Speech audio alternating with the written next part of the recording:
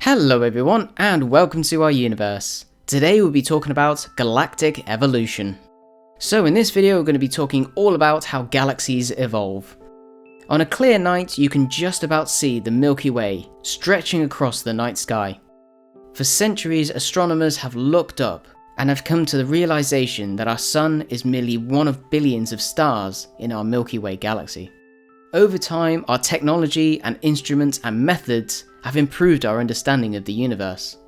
We came to realize that the Milky Way itself is merely one of billions of galaxies that make up the entire universe.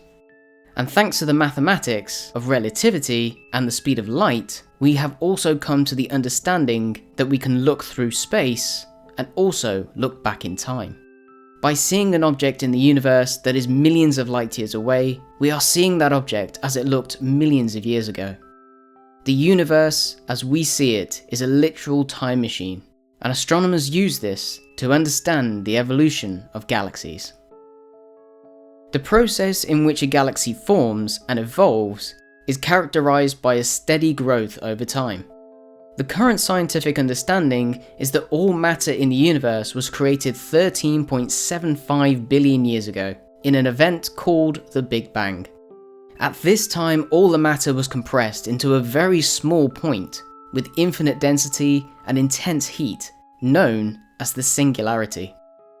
For unknown reasons, the singularity must have expanded, and the universe as we know it began.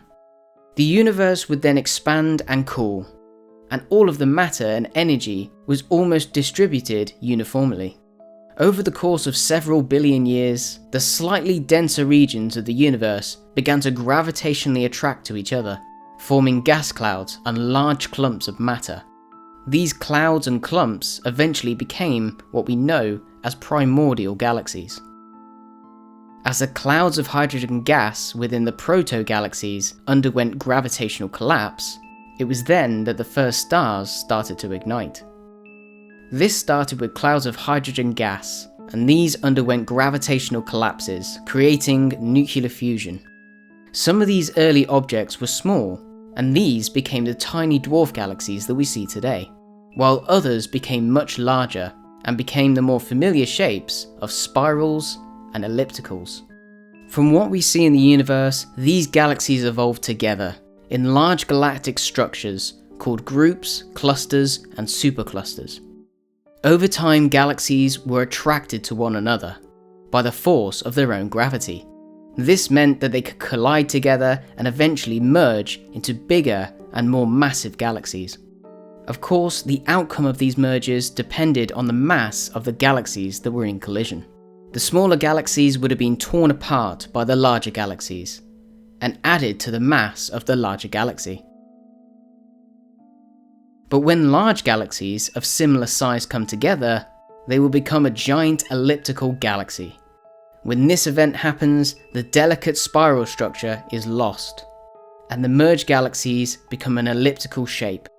These elliptical galaxies are some of the most largest galaxies ever observed. Another great thing about galaxies merging is the merging of their supermassive black holes in the center. All of these mergers will result in a change of structure for the merged galaxies. While mergers are seen as violent events, actual collisions are not expected because the stars are so far apart. However, mergers can result in gravitational shock waves, which is capable of the formation of new stars. The ongoing merging between galaxies creates new stars, gas and dust to be deposited in older galaxies and prolong their lifespans. It is believed that our galaxy has used up most of its hydrogen, and the star formation will actually slow down. Stars like our Sun can only last 10 billion years or so, but the smallest and coolest red dwarf stars can last more than a few trillion years. Our Milky Way galaxy seems to be okay though. It has a lot of dwarf galaxies, and not forgetting the merging with Andromeda. So this means that our galaxy might not run out of fuel anytime soon. It seems to have a good supply of dwarf galaxies and other galaxies in our local group. However, a lot of galaxies in the universe will become gravitationally bound to each other and eventually merge into a giant elliptical galaxy. After our galaxy merges with Andromeda, it will then go on to merge with other nearby galaxies in the local group. So galaxy evolution has been occurring for over billions of years. Galactic evolution is an important part to a galaxy's survival, and maybe it could be an important part to human survival as well. So I hope that's given you a great insight into galactic evolution. If you want to know any more about galaxies or their evolution, I'll put some links in the description below. And as always, if you've enjoyed the video, click the like button, and if you want to support the channel, click subscribe. Thank you for watching.